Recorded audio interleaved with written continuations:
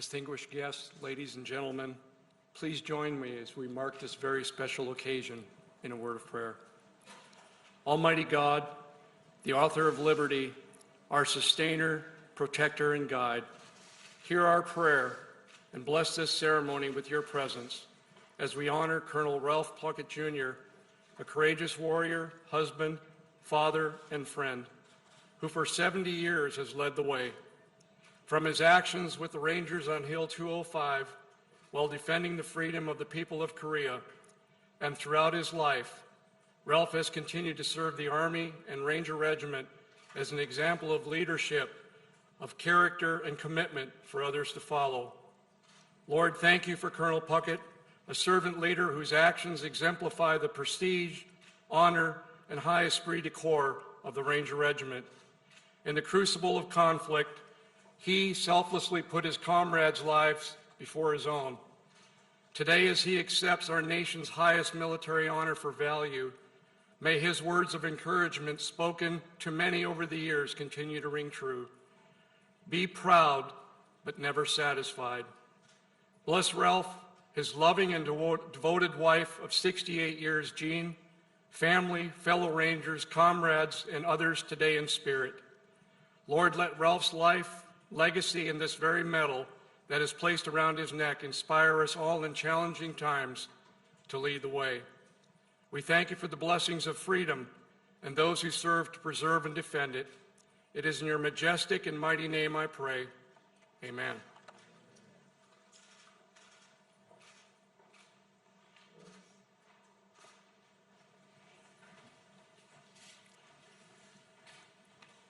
Good afternoon, everyone, and welcome to the White House. President Moon, it's a real honor to have you here participating in this ceremony today. The strength of the alliance between the United States and the Republic of Korea was born out of the courage, determination, sacrifice, and of the Korean troops fighting shoulder to shoulder with American troops. And having you here today is an important recognition of all that our nation has achieved together, both of them, in the decades since. And I'm joined by my wife, Jill, who's as excited about this event as I am. The Vice President and the Second Gentleman are here as well. Our Secretary of Defense, Vice Chairman of the Joint Chiefs of Staff, the officials of the United States Army, as well as several members of Congress, Representative Ferguson, Representative Crow, and Senator Ernst, because today we are hosting a true American hero and awarding an honor that is long overdue. More than 70 years overdue. 70 years ago on a frozen hilltop deep in what is now North Korea, a young first lieutenant bravely out of Westby Point and barely out of West Point acted with bravery and that earned him the Distinguished Service Cross, the military's second highest honor. Today, after more than a decade of effort, including support from my good friend John McCain, God rest his soul, shortly before he passed away, I'm incredibly proud to give Colonel Ralph Puckett's act of valor the full recognition they have always deserved. Colonel, I'm humbled to have you here today. I really am, along with your loving family, and to award you the Medal of Honor. And though I understand that your first response to us hosting this event was to ask, why all the fuss? Why all the fuss? Can't they just mail it to me? I was going to make a joke about the post office, but I decided not to do that. Colonel Puckett, after 70 years, rather than mail it to you, I would have walked it to you. You know, your lifetime of service to our nation, as I think deserves a little bit of fuss, a little bit of fuss. You know, when I called to tell the Colonel that I had approved this award, I also spoke to Jeannie. Excuse me for using your first name, but that was my mom's name too. And you and my mom have the same eyes, although you're too young to be my mom. And they've been married for 68 years. We have something else, we have one thing in common. We both married way up. We both married way up. That's exactly right. Well, Jeannie and Ralph actually met while he was recovering from his wounds. They were married 2 years to the day after the battle that we're recognizing him today for his bravery. By the way, you all can sit down, I think. It just dawned on me. Well, I understand why you're standing. I'd be standing too, but Jeannie, it's wonderful to welcome you. And I mean that from the bottom of my heart. Jill and I know firsthand that it's not just the person who wears the uniform who serves. Military families make enormous sacrifices for our nation. So let me add our thanks to you and your life of service as well. I told you earlier that expression by the poet. They also serve only stand and wait. And you've waited a long, long time under many, many, many circumstances. And that goes to the entire family. Marty and her husband Anthony, Thomas and partner Chip, I don't know whether they're here, I didn't see them yet. And I know the other daughter, that Jeannie isn't with us anymore. Just like I wish our son Bo were able to be here to see this, he's not with us either. She's here in spirit and represented by her family. And I know she's always in your heart, Colonel, and never leaves. I also want to recognize Master Sergeant Merle Simpson, who fought beside the Colonel in Korea. Where are you? Stand up, sir. Come on.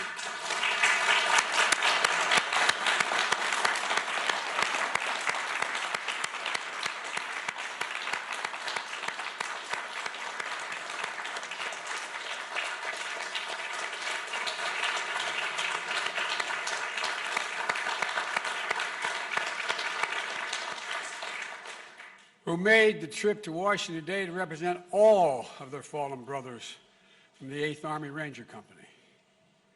It's an honor. It's an honor for all their memories as well. Hill 205 was just 60 miles from the border with China, and then Lieutenant Puckett and the Rangers had their orders to take that hill. As a young officer, Lieutenant Puckett knew that something wasn't quite right. The intelligence briefing indicated that there were 25,000 Chinese troops in the area, outnumbering U.S. and Korean forces 3 to 2. And Lieutenant Puckett, though thought the numbers for the attack didn't align with the basic military doctrine, Lieutenant believed in the fundamentals. It was how he trained his men. It's how he'd handpicked them. Chosen from the ranks of cooks and clerks and mechanics to the first Ranger Company since World War II. Physical conditioning, tactical training, working as a team. Get the basics right, then build from there. But Lieutenant Puckett also believed in being there for the fight. He volunteered for the Army Corps Enlisted Reserve to try to join to fight in World War II. He volunteered to go to Korea instead of the safer posting in Japan. He volunteered for the new Ranger Company, and then he prayed, "Dear God, don't let me get a bunch of guys, good guys, killed," when he was chosen to command that company. So on the morning of November 25th, 1950, mounted on the decks of the tanks, 51 of Puckett's Rangers and 9 Korean enlisted soldiers set out to take Hill 205. To make their charge, they had to cross about a half a mile of frozen rice paddies under fire. And when the enemy machine gunners slowed the Rangers' advance, Puckett risked his life by running across the area to draw fire that would reveal where the location of the nest. He did it once, he did it again. It took 3 runs, intentionally exposing himself to the enemy to pick off the gunner.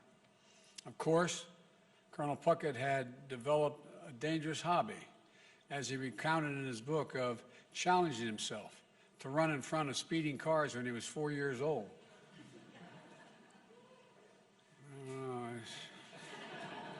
So self-preservation, it seemed, was never a primary concern of the colonel. When the Rangers finally reached the top of Hill 205, they found it abandoned. But Puckett knew the fight wasn't nearly over. His men established a defensive perimeter and then went to coordinate the artillery support he was sure they would need. And while he was there to load up the ammunition and grenades, the basics. Shortly after he returned, the first onslaught began. Mortars followed by a ground assault from the entire Chinese battalion. Puckett's Rangers were outnumbered, almost 10-1. During the fight, Puckett abandoned the relative safety of his foxhole, moving from man to man, encouraging them in the fight, checking that the perimeter was holding. He took a grenade fragment in his left thigh, but Puckett refused to be evacuated. He was a Ranger. He led his men from the front. And over the course of the next several hours, 4 more waves of assaults came. Each time, Puckett made his rounds, passing out extra ammo and extra encouragement to rally his men. Each time, he was able to call in artillery support, sometimes danger close, to help break the advance of the Chinese soldiers. And each time, the Rangers held the hill, pushing the enemy back at times with hand-to-hand fighting. About 2:30 a.m., after more than 4 hours of near nonstop fighting, the 6th wave began. By this time, many Rangers had been killed, and those who were left were exhausted, outnumbered, and dangerously short of ammunition and grenades. Lieutenant Puckett had sustained a 2nd wound, this time in his left shoulder. He had distributed all the ammo to his men, keeping only 8 bullets and a bayonet for himself. For the last time, Puckett called in artillery support, only to be told that the guns were supporting other besieged units. Then, 2 mortar rounds landed directly in Puckett's foxhole, tearing through both his feet and his backside and his left arm and shoulder. Puckett's Rangers had been overwhelmed, and he himself was badly wounded. He ordered one of his men, who found him on the ground, to leave him behind. But that's not the Ranger creed. A private ran for help, and soon 2 other Rangers charged back up the hill, fighting off advancing Chinese soldiers, retrieving their commander. They had to drag him down the hill, with Lieutenant Puckett reminding them and himself that he could take the pain. Quote, "I'm a Ranger." Before his men loaded him on a tank to evacuate, Lieutenant Puckett called for one final barrage on Hill 205, and the 8th Army unloaded artillery, while phosphorus on the Rangers' former position. They did not hold the hill, but the Rangers extracted a high price. Korea is sometimes called the Forgotten War, but those men who were there under Lieutenant Puckett's command, they'll never forget his bravery. They never forget that he was right by their side throughout every minute of it. And the people of the Republic of Korea haven't forgotten, as evidenced by the fact that the Prime Minister of Korea is here for this ceremony. I doubt whether this has ever happened before. I can't say that for certain, but I doubt whether it's happened before. The Americans, all Americans, like Ralph Puckett, joined in their fight. And while the enduring partnership between our 2 nations began in war, it has flourished through peace. It's testament, I think, of the extraordinary strength of our alliance. And we're joined today, as I said, by President Moon. I can't tell you how happy I am he's able to be here. And if I may, I'd like to invite President Moon to say a few words, if that is okay. President Moon.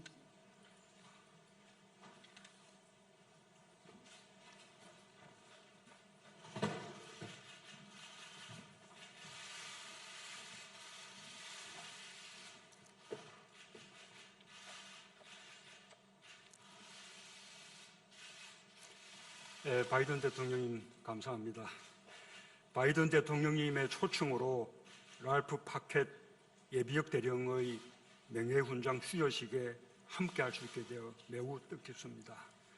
명예훈장 서훈식에 외국 정상이 참석한 것은 처음이라고 하니 대한민국 대통령으로서 큰 영광이자 기쁨입니다.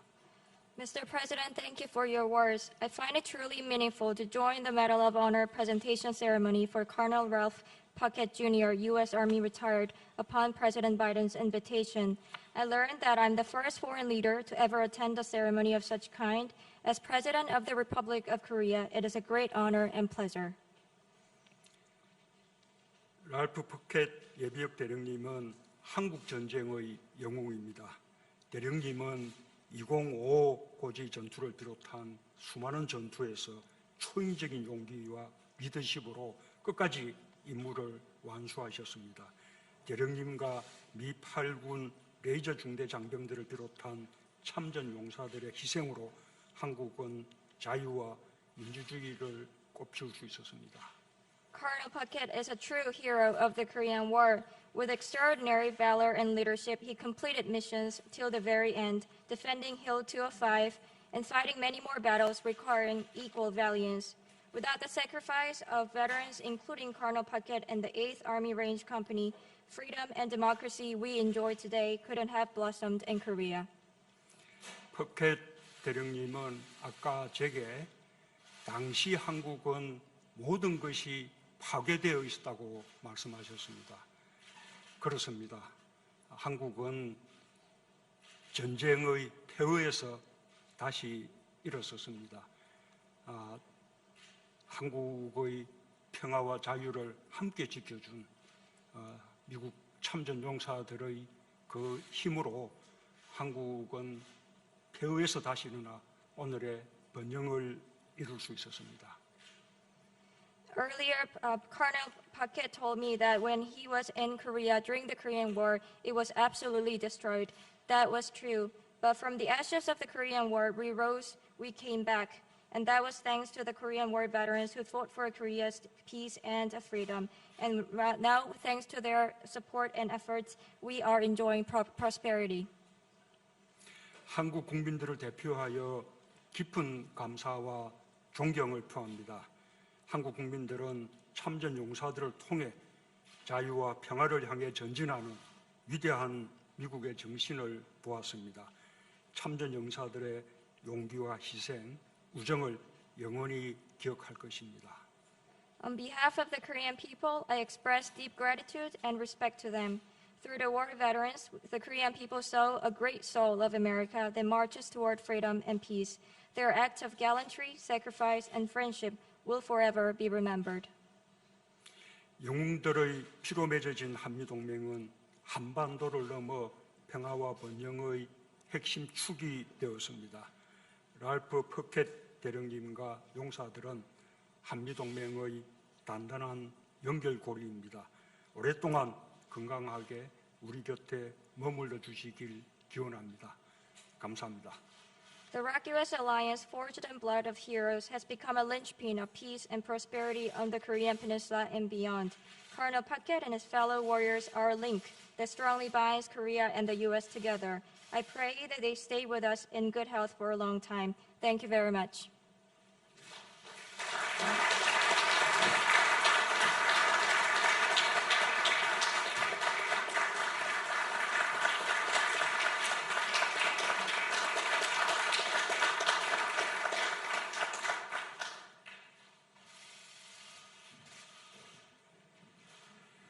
Well, thank you, President Moon. Now, I'd be remiss if I didn't note that Ralph Puckett's service to our nation did not end in the Korean War.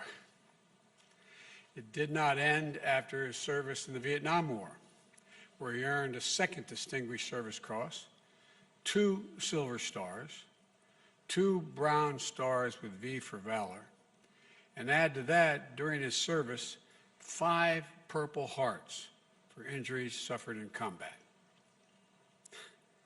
And it didn't end. After his retirement from active duty, or his induction into the Ranger Hall of Fame, it didn't end there either. When he served as the honorary colonel for the 75th Ranger Regiment, where he'd helped a new generation of Rangers during their training missions. Even now, you can find him out at Fort Benning, cheering on the Rangers and letting them know he's there with them. Over his career, he mentored countless young people. He's always believed that all that mattered to be a Ranger was if you had the guts and the brains. That the standard he applied when he picked his first Ranger unit in Korea. In an army that had only recently been integrated, he chose, with his team included a black, a Latino, and Asian American members. My mother would say, God love you, man. In 2015, during the Obama-Biden administration, and the military is considering opening all combat positions to women, including Rangers, Colonel Puckett let it be known that he thought women could meet the standards and said, I want to see them do it. He leads from the front. He leads by example. He leads with his heart. He's a Ranger. And that's how Rangers lead. That's how you lead. So now, it is my great honor to ask for the citation to be read and to award Colonel Puckett, Jr., Ralph Puckett, Jr., with the Medal of Honor.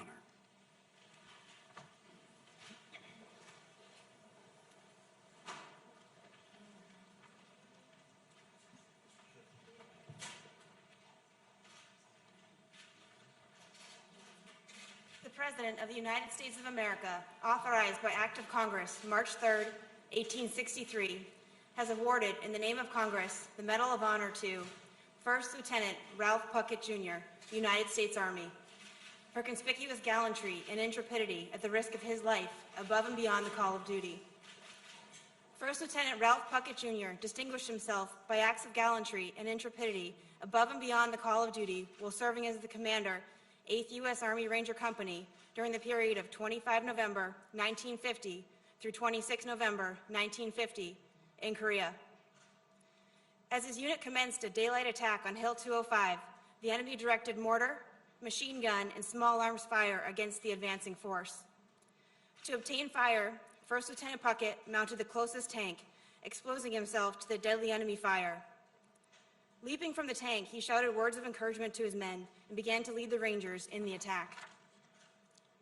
Almost immediately, enemy fire threatened the success of the attack by pinning down one platoon.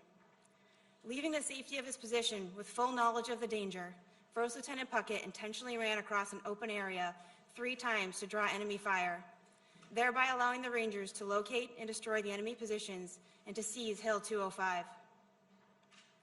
During the night, the enemy launched a counterattack that lasted 4 hours.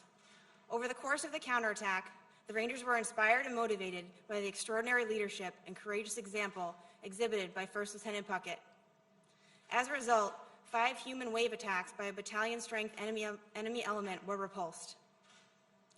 During the first attack, First Lieutenant Puckett was wounded by grenade fragments, but refused evacuation and continually directed artillery support the decimated attacking enemy formations. He repeatedly abandoned positions of relative safety to make his way from foxhole to check the company's perimeter and to distribute ammunition amongst the Rangers. When the enemy launched a 6th attack, it became clear to First Lieutenant Puckett that the position was untenable due to the unavailability of supporting artillery fire. During this attack, 2 enemy mortar rounds landed in his foxhole, inflicting grievous wounds which limited his mobility. Knowing his men were in a precarious situation, First Lieutenant Puckett commanded the Rangers to leave him behind and evacuate the area. Feeling a sense of duty to aid him, the Rangers refused the order and staged an effort to retrieve him from the foxhole while still under fire from the enemy. Ultimately, the Rangers succeeded in retrieving First Lieutenant Puckett, and they moved to the bottom of the hill, where First Lieutenant Puckett called for devastating artillery fire on the top of the enemy-controlled hill. First Lieutenant Puckett's extraordinary heroism and selflessness above and beyond the call of duty were in keeping with the highest traditions of military service and reflect great credit upon himself, his unit, and the United States Army.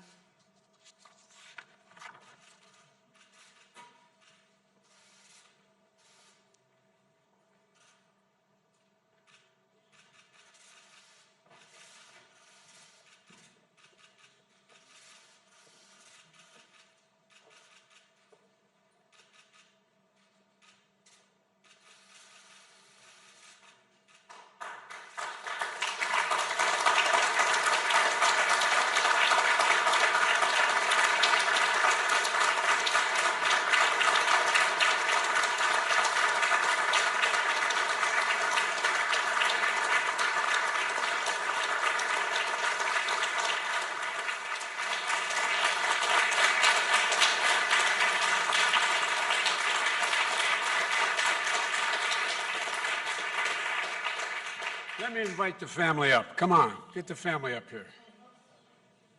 All of you, including the grandkids.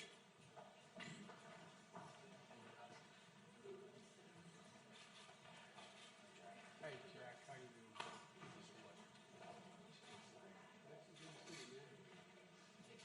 Hey, Chip. I'm Tony. Hey, Tony, how you doing?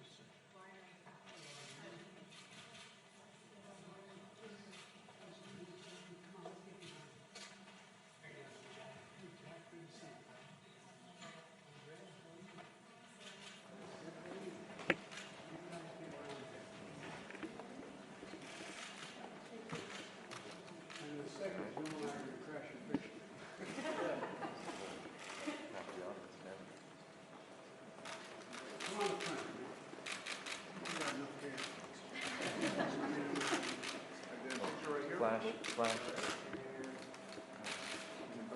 Now, Mr. President, would you mind standing here too? Is that okay? All right. Billy, come on up.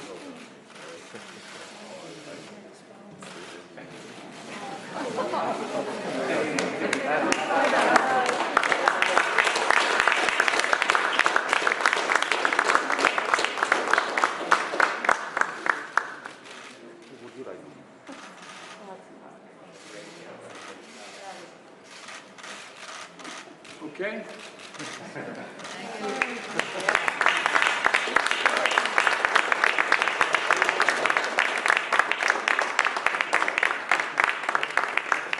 Stand behind me. Sir? As they say in Southern Belle, you've done good with this thing. Thank you. They could have done better with me. Thank you, thank you. It's a great honor for both of us to be able to do this. Thanks. Thank you. Appreciate it. Thank you. You running out on us? Everything is okay. I know. Okay. Well, Ladies and gentlemen, please join me as we conclude today's ceremony. I would offer Colonel Puckett, you may be 94, but I see the same grit and determination of a young lieutenant in your body of investiture. Please join me in a word of prayer. Most holy God, as we leave this ceremony, inspire and encourage us to greater acts of service to our nation and our Army's people. Give us the fortitude to always give 100% and then some. May you bless Colonel Ralph Puckett, Jr. as he joins the pantheon of heroes who have distinguished themselves through selfless acts of bravery. May his leadership and legacy be a waypoint for us to follow.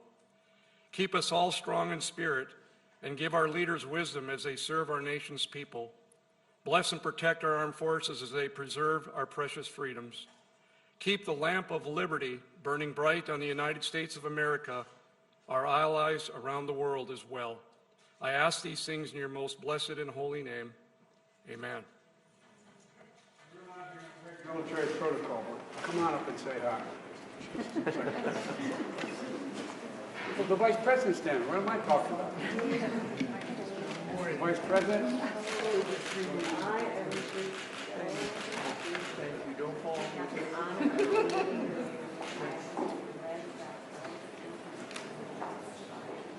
I made you do it. Well, I bought it.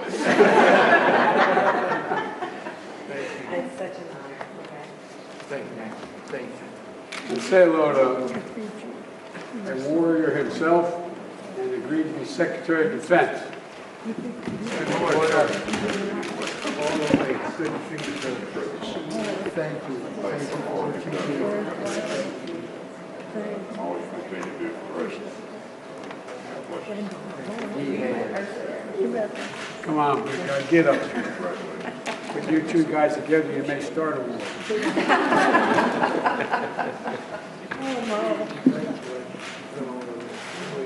Come on. Get that picture?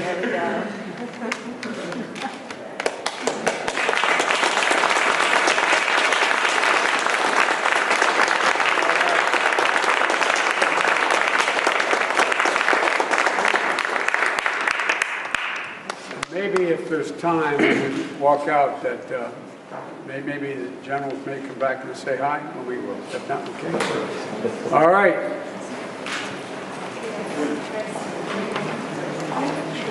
Okay. Gentlemen, please remain seated while the President and Vice President